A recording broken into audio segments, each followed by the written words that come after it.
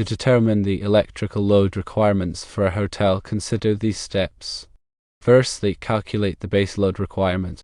Each hotel room typically requires the following appliances and lighting: an air conditioner assuming 12,000 British thermal units, which is about 5 amps, a refrigerator at 2 amps, a microwave at 8 amps, a television at 2 amps, and lighting at 3 amps.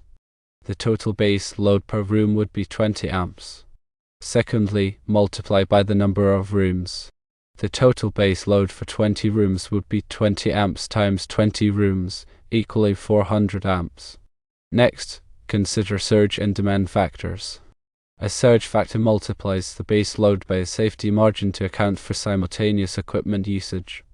A demand factor reduces the calculated load to reflect the likelihood that all appliances will not be used simultaneously.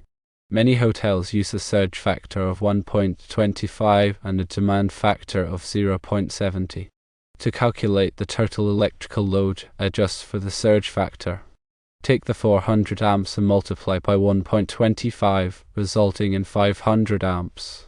Then adjust for the demand factor. Take the 500 amps and multiply by 0.70, which equals 350 amps. Therefore, the total electrical load required for the 20-room hotel is 350 amps. Regarding electrical panel requirements, each room's separate unit will require its own meter and panel.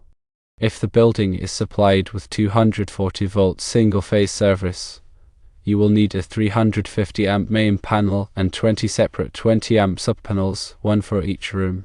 If the building is supplied with 240 volts three-phase service, you will need a 350 amp main panel and 10 separate 35 amp subpanels, one for each pair of rooms. Note that the actual electrical load may vary depending on the specific appliances and equipment used in each room.